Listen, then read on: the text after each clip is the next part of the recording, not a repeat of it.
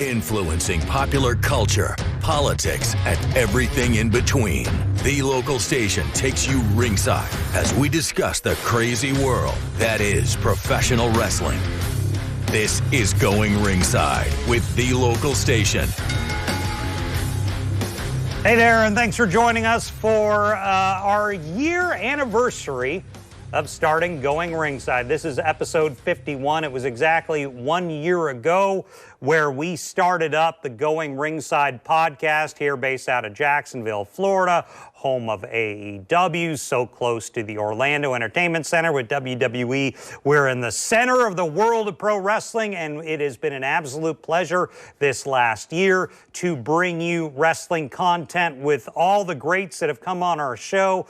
Everyone from let me think. $1 Million Man, Ted DiBiase, The Boogeyman, Jake the Snake Roberts, Devon Dudley, a lot of the top stars in AEW. Tony Khan himself has been on the show, and we have been excited to bring you so much great wrestling content this last year. I thank you for joining us.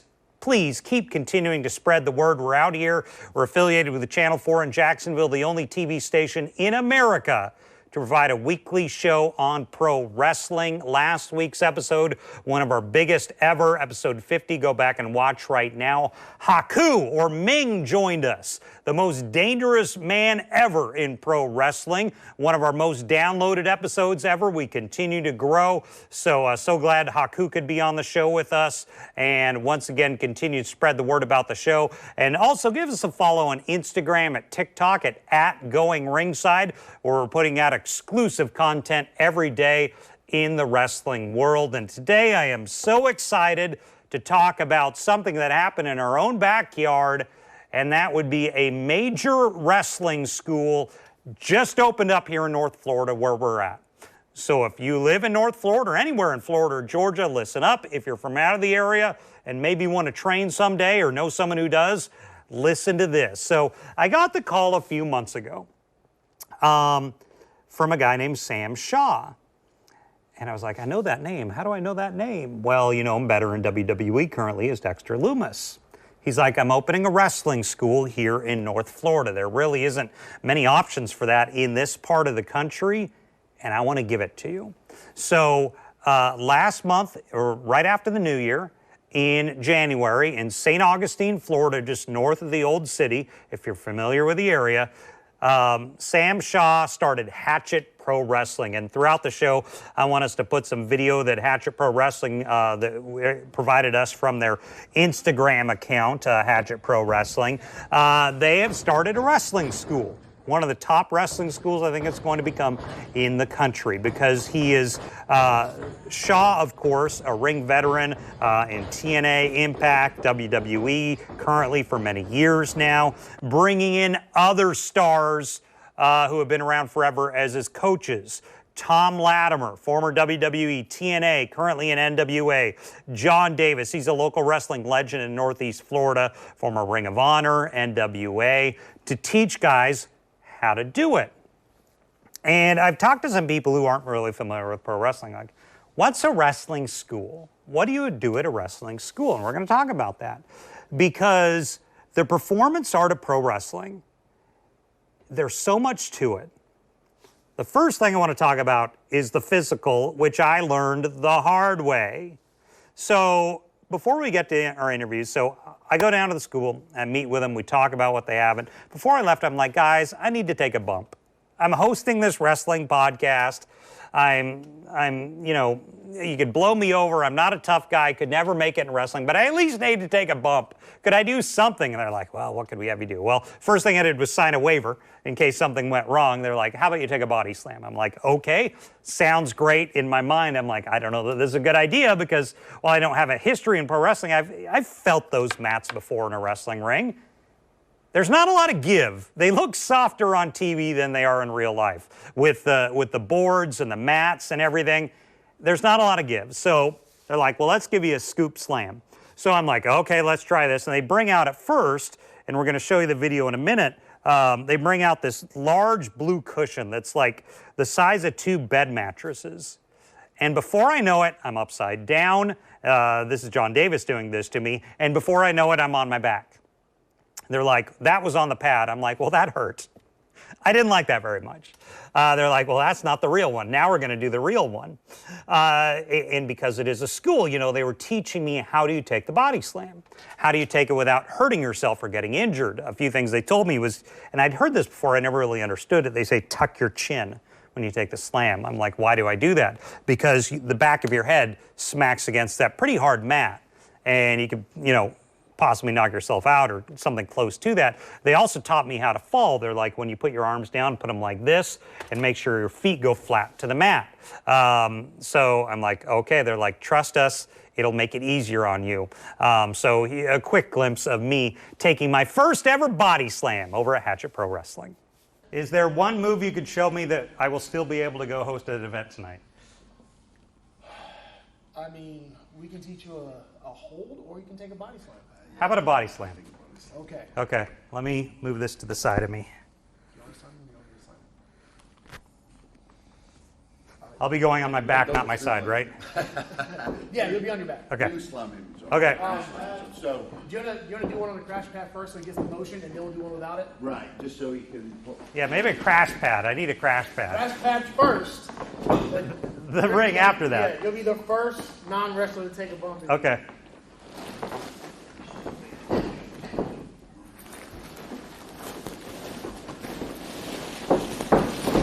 This is the luxury what you've got. This is the nice way, yeah. I didn't get to use the crash pad for anything until I was 15 years in the business. Really? Different schools had them when we were trying to stuff. Oh, wow. So, because we're skipping over the bump part, Yep. in your mind, this here is protecting you, and this is here. So I want to go down like that. Yes. Okay. You're probably going to land like this. But ultimately, that's how you want it. Tuck my chin, go like that.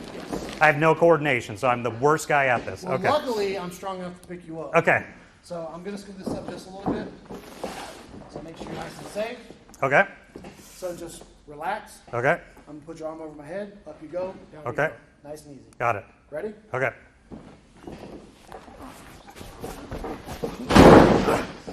Yeah, that's going to hurt a lot more on the right. But it's going to look right for the camera. Yeah. Definitely. And he didn't land too bad. One leg Yeah. was slightly one for you. Nice and flat. I'm just going to let Okay. you go and let you drop down. Okay. You ready? Yeah, that went real quick. Here we go. Yeah, let's get a crash pad all the way out of the thing. You signed the waiver, so it's fine. Go ahead, sign the waiver. He signed the waiver. I know it is here. Yes, but he said, can I go host? Yeah, you're rolling, right? I don't want to double punch and we missed it. Remember. Okay. Ready? I'm ready. No, I'm not, but we'll find out. Here we Remember, go. tuck your chin, okay? Tuck my chin. Okay. Ready?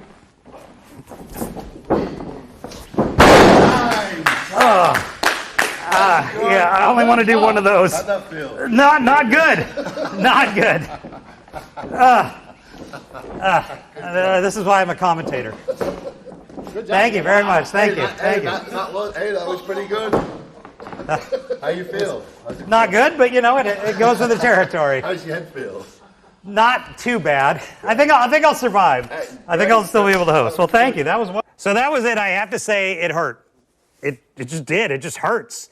And then I was thinking of something Ken Shamrock told me. Ken Shamrock, friend of the show, we've had on many times, former UFC champion, former WWF, and did everything in between, all sorts of fighting. And he told me, which is really interesting, he's like, if you compare UFC and WWE or wrestling, wrestling's a lot harder because it's brutal. Because while wrestling is a pre-scripted form of entertainment versus UFC, wrestling, you're on the road, you're wrestling every night. If you're a boxer or a UFC fighter, you maybe fight once a month. Wrestlers fight every single night.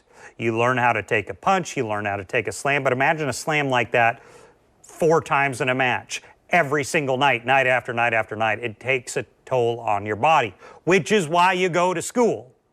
Which is why you go to school to learn this stuff, to learn to take the bumps, to learn to give a punch, and to learn to take a punch. And it's much more than that. As I'm sitting down with them, you know, they reminded me, you know, there's more to wrestling than just the wrestlers. I'm like, this is a good point. This is school at Hatchet Pro Wrestling. They can find you what works for you.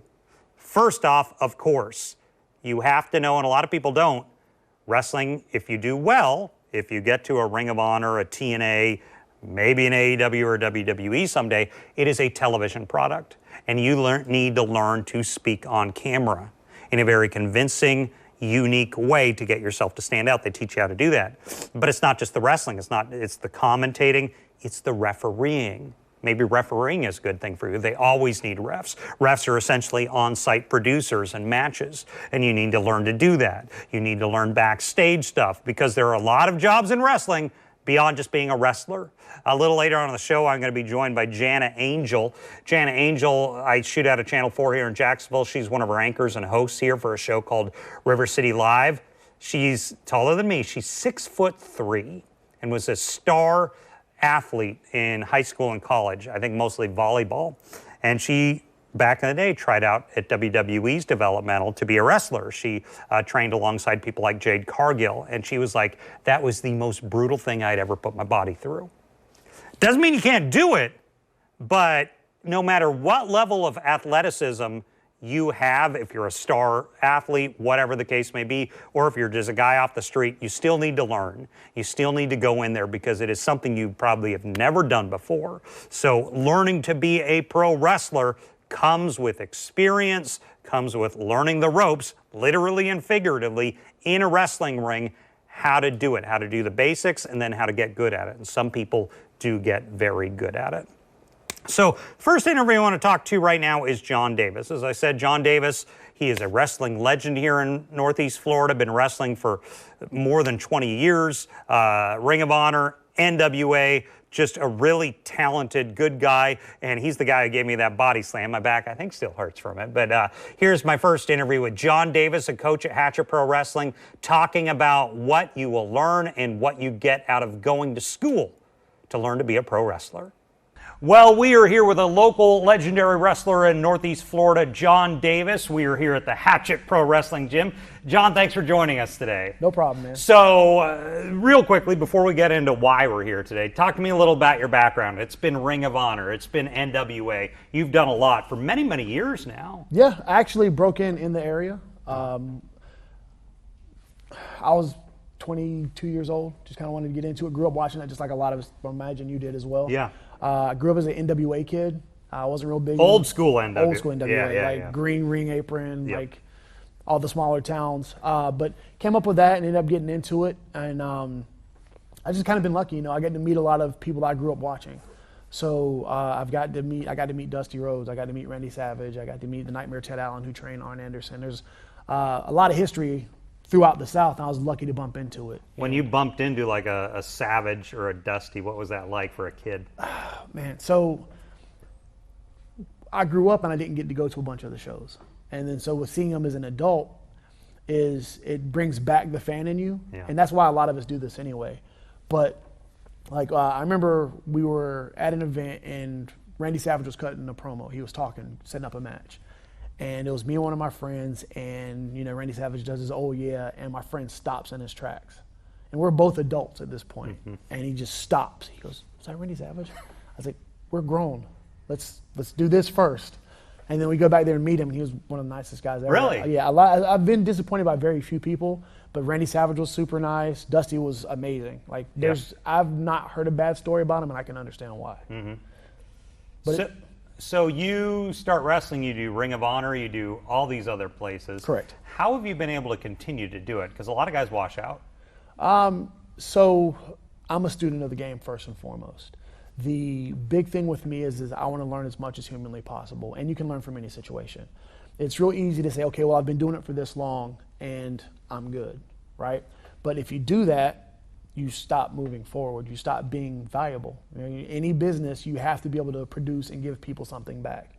And that's been my thought process the whole way through. And it's like Ring of Honor at the time had Daniel Bryan, Seth Rollins, like all these guys coming through. And then it was just, we all wanted to be better. And Bryan was already arguably the best at that point. And we all just wanted to be better, and we all just pushed each other to be better. And that mindset just kind of led into how I was already doing things. But with Evolve, it was years later, and it was a bunch of younger talent. Johnny Gargano, Ricochet, those guys were breaking into that, and it was the same mindset. You just kind of, you push it along, and I can help them, and they help me. It's just kind of like a trade-off, if you will. They might not look at matches at that point in their career the way that I did, and they might not think about marketing and production and all the small things, the entrance and stuff like that, the way that I did. So I was able to give back to them, and I learned their thought process on it. So it just helps me stay in the business that I love. So let's talk about where we're at right now. The wrestling ring we're in at Hatchet Pro Wrestling. There has never in Northeast Florida, we're in St. Augustine right now, been a wrestling school around here. What is this? Talk to me about the impact for the area. So Jacksonville traditionally has been a pretty good wrestling town. Yeah. Back in the days of Don Curtis, used to promote shows at the old Coliseum, and everybody would come through, NWA, WWF. I remember going to both as a kid in Jacksonville.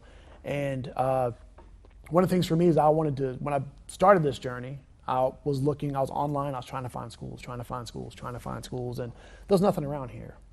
And I stumbled upon one eventually, but it was absolute happenstance. But not to discredit them, but they didn't have going into it what we're going to have going into it. We have 3 guys who have been around for 2 decades each. We have experience all around the world. We have experience with the top talent. And what we want to do is we want to give back to the community. This is going to be more than just guys coming in, learning how to do a move, and then being sent off. So talk to me about those guys coming in learning to do a move. You got a novice who thinks, I want to do this. They see it on television. And I'm sure you don't want to discourage that, but it's hard. Talk to me about what it's like for those guys who walk in the door and want to try this. So I will preface with anybody who comes in here, it is not for everybody. There's a job for everybody, but this part of it is not for everybody. Referees, we need people backstage of production. There's a lot of other jobs, but if this is what you want to do, it's best to learn what everybody else learns. You come in here, athletic background or not, we're going to push you. Yeah. It's just as much of a mental game as it is a physical. If it's the bottom of the ninth every single day in the school. It's push-ups, it's squats, it's running the ropes, it's doing drills. We want to make you the best we possibly can. And it's going to be taxing, but the whole purpose behind that is you make it through, you're going to be better for it, whether you stick to it or not, whether you become a wrestler or a referee or anything else. I had the old fighter Ken Shamrock on my show recently, and he was telling me of all the things he's done, UFC, all these different types of fighting, pro wrestling is the hardest thing he ever did because it's so brutal. It's day in and day out. It's hard. I mean, I've read the stories. I mean, I want to say Ric Flair's autobiography talks about when he was a young kid trying to get it and just the brutality. It's a difficult thing to do. Yeah. When Rick broke in, it was in a barn in the middle of the winter. And it's much awful. different. Yeah. This is a little bit different. We have air conditioning here when they earn it. Yeah. But it's the same passion. That doesn't go away. And it's one of the things that's good to see because you'll have some people come in that don't have confidence, can't talk in front of people, you know, and they learn that. But as far as going back, hang on, that's important that I want to stop you right there because I'm in the TV world. I understand the TV end of it. Talk to me about some guys may get the in-ring work down, but it's the on-camera stuff and the cutting of the promo.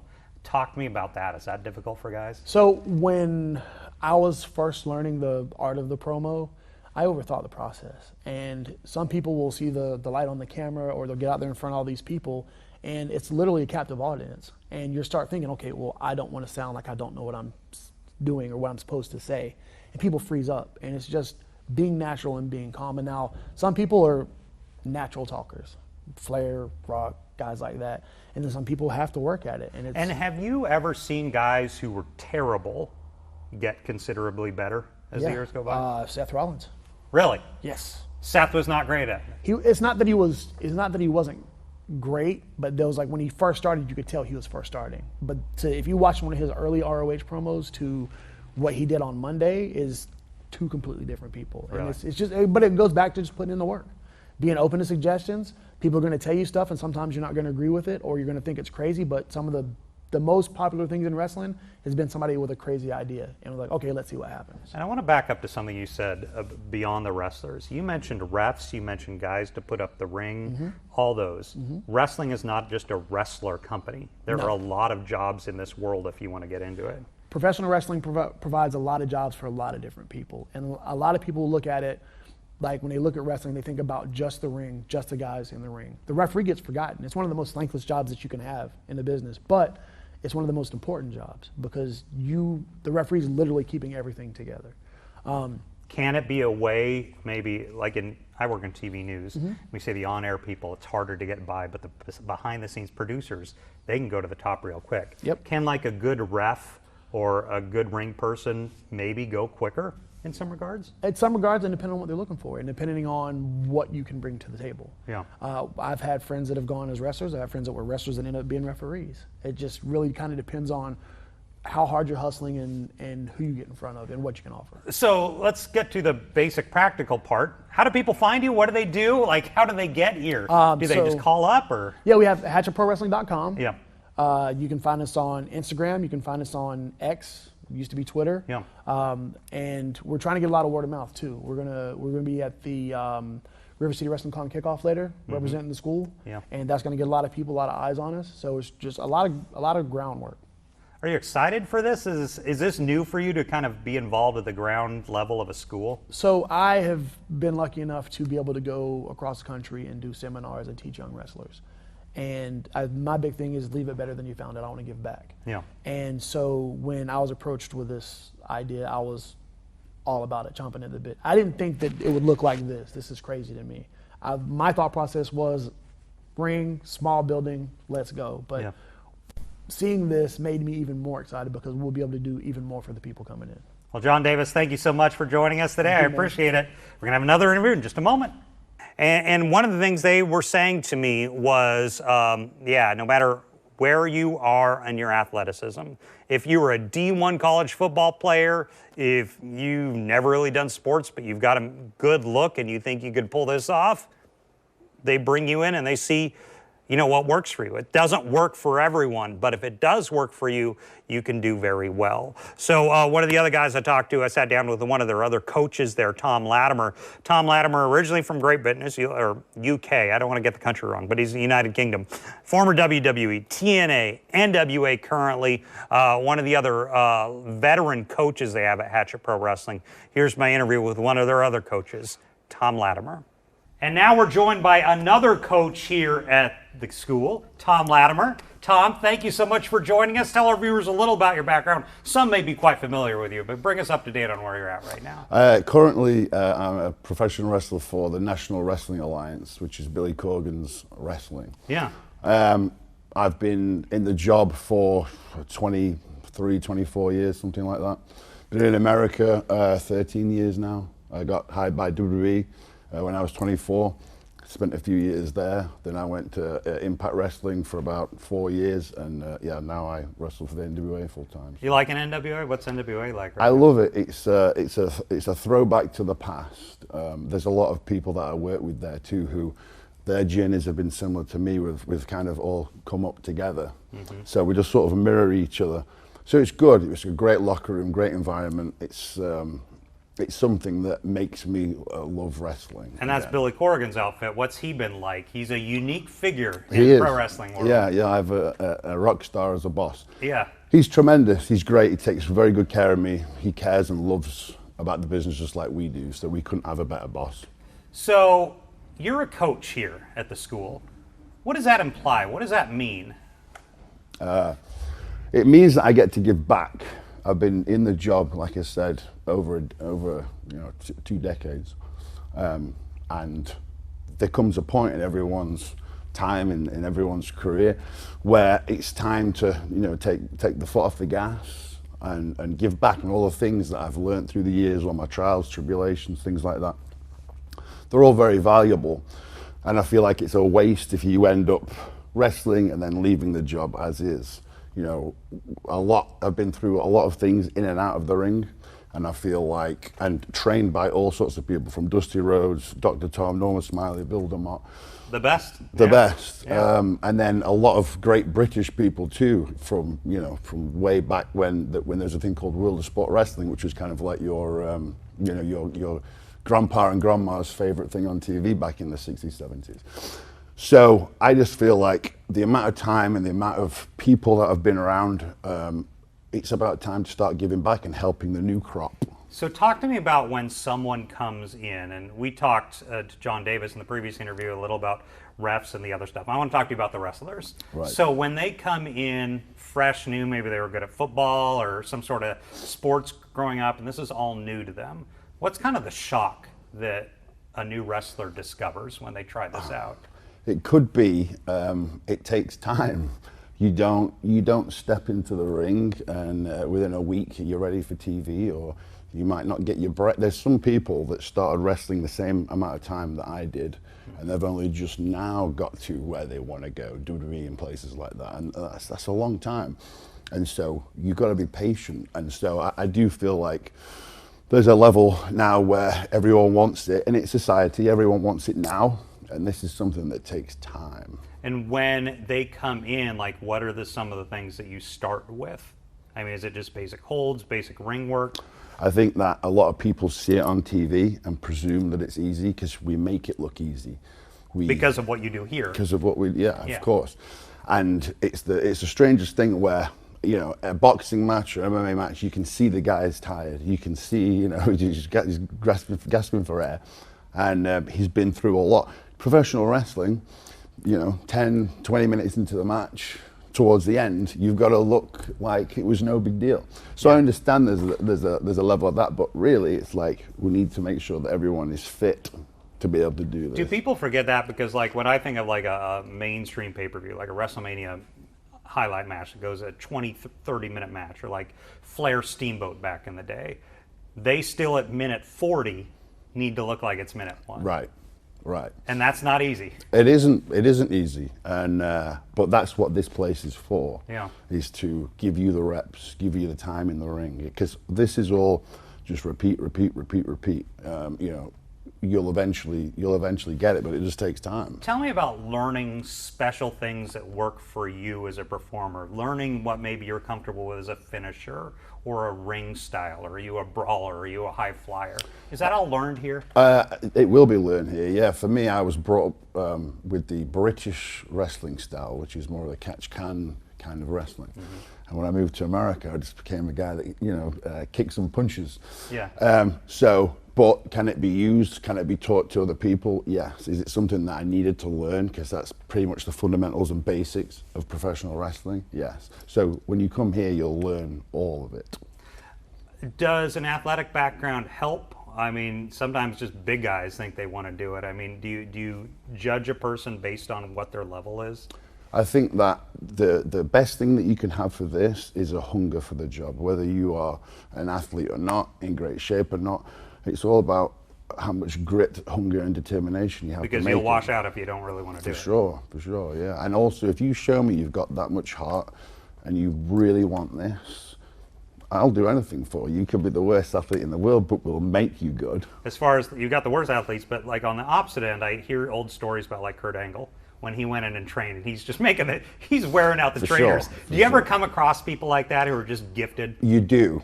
And there's been a few that I've taught in my time. I've been teaching people now for about 5 years.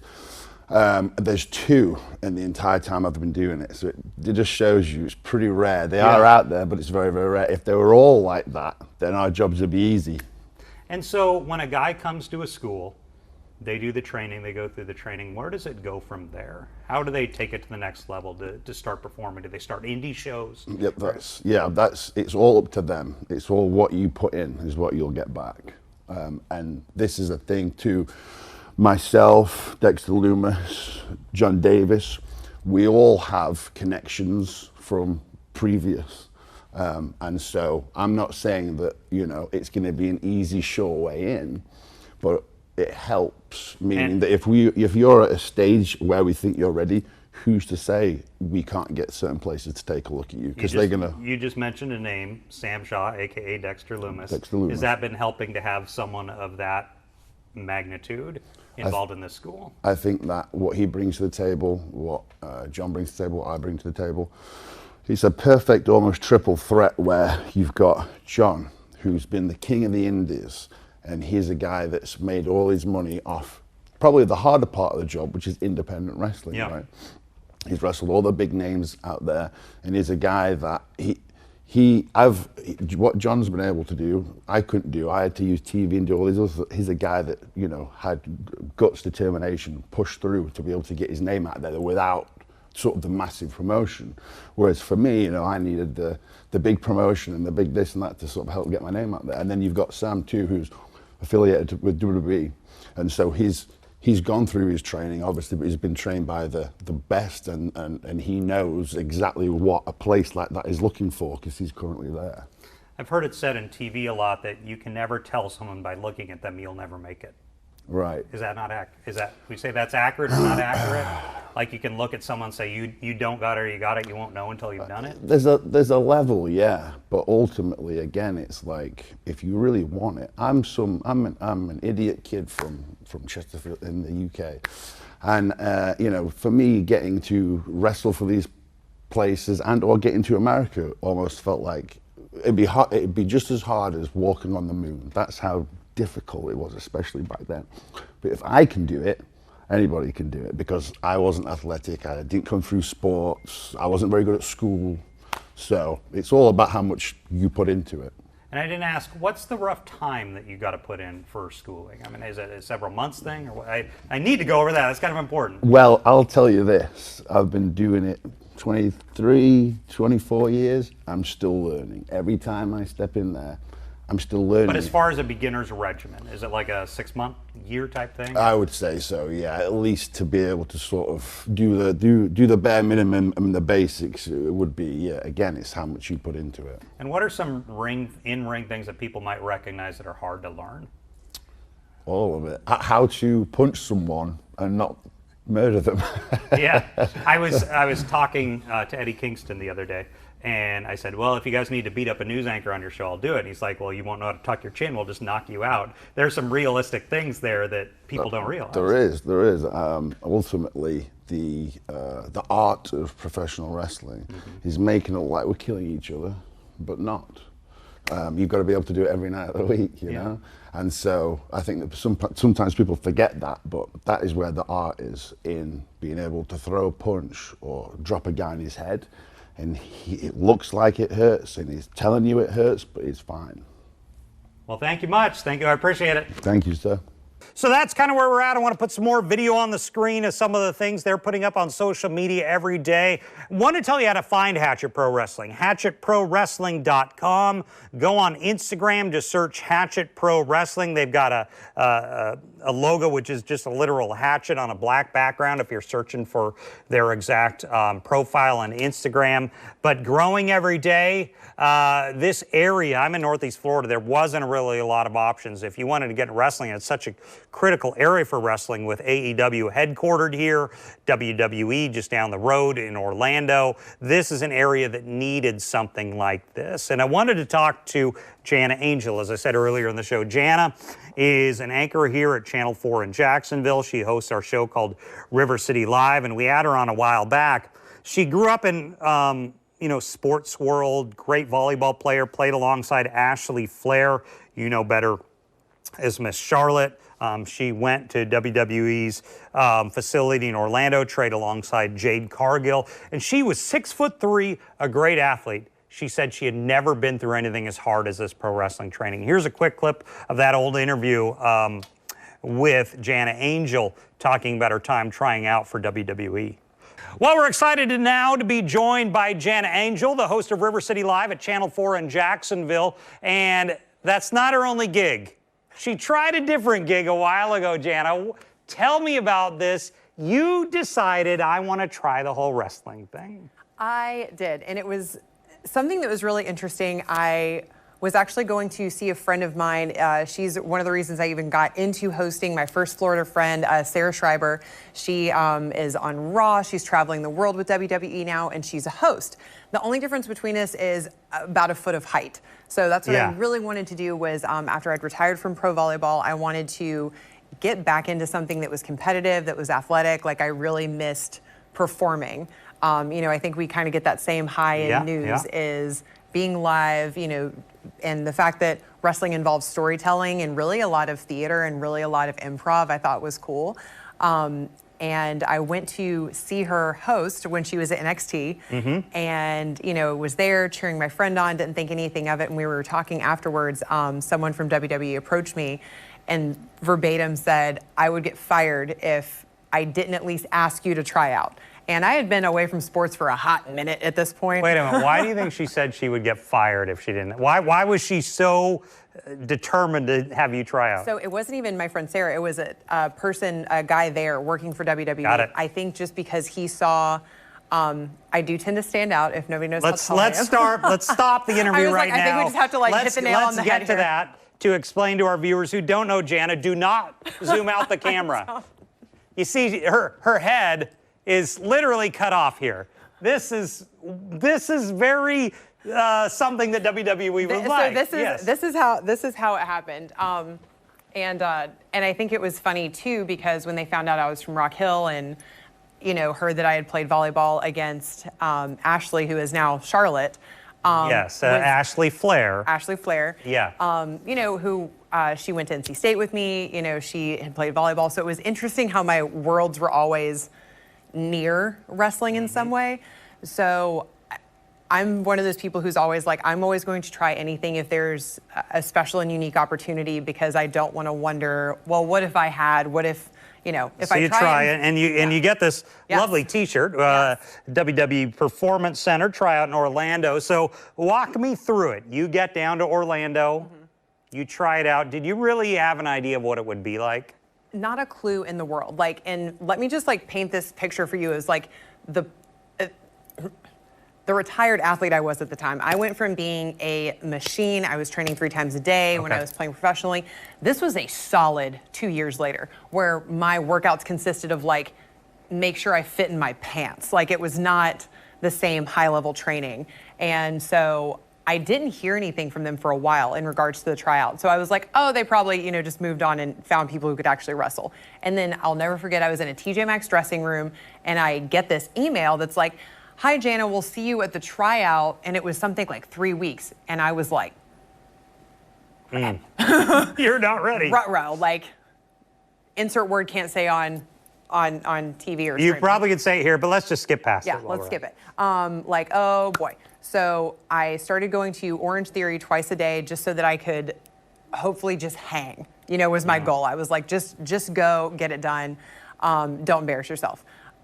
That didn't help. It didn't? No, I did not. I had an amazing time. It was phenomenal, but I just kind of joke and say I walked away with those T-shirts, a really great story, and a dislocated pelvis and a very bruised ego. A dislocated pelvis? Yeah. How? Listen, I will always go full send, regardless of if I am actually prepared to or not. Okay. So we were doing a lot of rolls, doing bumps, doing combos. I will say, and I was there with people who had done Titan Games, Olympians, NFL athletes. WNBA athletes.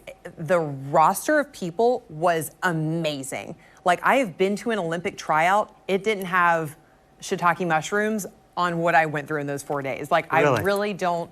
If people can take away anything, it's that these athletes work so hard. So you get in the ring. What's it like? Yes. What are they doing to you?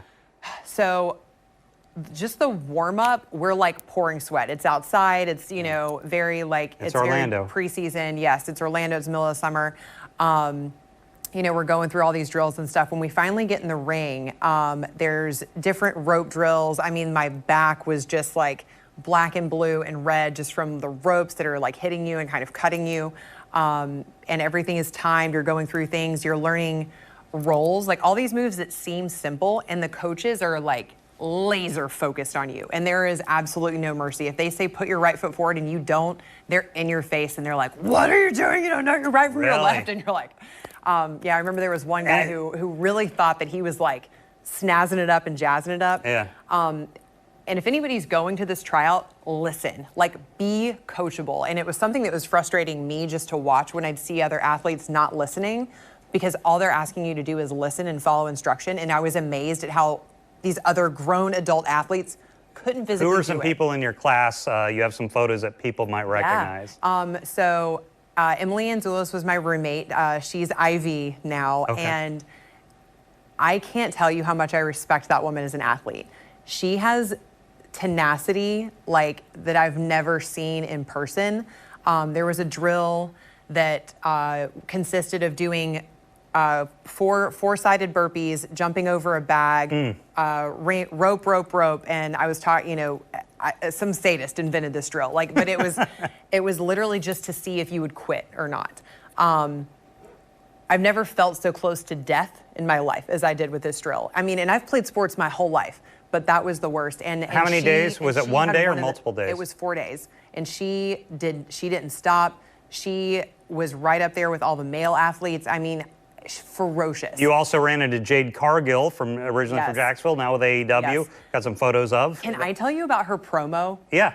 Okay, so first of all, Jade is just physically, mentally, spiritually, just one of the most beautiful people I've ever met. Yeah. And she is incredibly kind. She is an amazing mother. She's just a super person. But when I saw, and we'd been like spending time together and having, like we had this like group of girls during the tryout that all became friends. But when I saw her do a promo and she turned into this character, and then it was terrifying. Really? I mean, terrifying, because she was so good. I mean, and she came and like popped squat back down in the bleachers, and I was like, you're at me, and I was like, ah! I mean, because she knew how to sell it. But it was amazing just to see these people and now to see them doing exactly what they're meant to do. But it's that she and Emily, I remember, are two people that really blew me away. I mean, and there's so many other athletes that I got to meet while I was there that now seeing them getting to perform is really special, because they're making it. Again, Charlotte Flair. So talk to me about your overlap with Charlotte. So she played for CJV, which was the volleyball club that we played in for club. This is before she did wrestling. This is way before. Obviously, Ric Flair, I remember him doing all these different commercials for businesses in Rock Hill and in Charlotte, because that's where he was based. And would he show up at your matches ever? Yeah, he would come to the gym and stuff. Wait, I can't overlook this. It's kind of a headline. I didn't know. I know, that's what I wanted. Did you really understand who he was? No, so to be perfectly honest, my dad was a big Hulk Hogan guy. So he was we love Nature Boy, but that's who. If the wrestling I knew at the time, that's who. That would have been the only person if they had walked in the room that I would have known. And when you're young, you're just. You just don't know. Yeah. It's their dad. But she was a great player, and she actually got me kicked out of the gym one time because when she blocked people, she would go, "Suck it." And and so I was a couple years younger than her, and I'll not that anyone would remember this but me, because it was my shining moment. But we were scrimmaging and I blocked her. And so I turned around and I went, "Suck it." And my mom, and I'm a teenager at this point, literally grabbed me by my jersey and ripped me a new one in front of everybody. Degeneration X and crotch chops really did ruin a lot of parents and teenagers. I know, and I'm and my parents are very Southern, and my mom's a wonderful Southern Belle, classy woman. So me turning around in a uniform and yelling "suck it" at another woman was not. That endeared you to our audience. Trust me. Was not something I learned at Cotillion, let me tell you. And I'm pretty sure got in so much trouble. The moms in the Carolinas may not have liked it, but our fans don't mind it one bit. Did you know what "suck it" was at the time? No, I just knew that no one ever blocked her, and I did, and I was younger and just thought I was the knee pads. And now she was wrestling at the time you tried out. She was already into it? She was already, so when I came back from overseas, I remember somebody saying "Oh, you look a lot like Charlotte Flair." And I was like, "Oh, Flair, that last name sounds familiar," but I didn't make the connection. Because you weren't following it, so you didn't know who it was. I mean, I always watch it. It's always fun. It's always entertaining, but I wasn't engaged with the sport. And, then somebody else mentioned something. And so I looked up Charlotte Flair, and I was like, "Oh, I wonder if they have any relation to Ashley." And then I made the connection that's who that was. But she had a stint at NC State, so we had some classes together. And it was just kind of funny. But, she couldn't have been a nicer person. I remember in public speaking class, she was, we had worked on something together, and she had wanted to play for NC State. She played for Appalachian, but was just a really wonderful, very nice. How was she girl. in public speaking? Because she learned from the best. Yeah, she was great, and I remember at the time, it was about a wedding from a former relationship that she had been planning, and she was talking about negotiating about like a cake or something, and, you know, like why she should be in charge of picking something. But you know, you could just see how strong she was, but just also how she was talking about her family and how much she wanted them to enjoy the event. So I think that's always really fun too, to see people who are athletes and, you know, who have this like big, you know, celebrity lifestyle, but who are just so close to their family, who care so much about their family. They're special people and they've been through a lot as a family. So I think the fact that they're all still so close, that they still care so much about each other, and that you see, you know, a really cool father-daughter relationship is unique, just like Hulk Hogan with his daughter Brooke. Absolutely. Jana Angel, this has been very enlightening. Thank you. Is the pelvis okay? Yeah, had to go through about, you know, 6 weeks of PT and pop it back in, so, you know. But you're doing good again. Yeah. Not going to try that again out in your new anchor job again anytime soon. They invited me back, which was very flattering, and, you know, I asked them, I said, you know, would I ever actually have a chance to host? Because that's what I wanted to do, was host. And they said, literally only if we chopped you in half, but we'd really love for you to wrestle. But they did love my promo, so that was special for me. That's a good start. But no, I'm much happier on River City Live. We'll see you for Air Fryer Fridays. Jana Angel, thanks so much for joining us today. My pleasure. Thanks, Scott.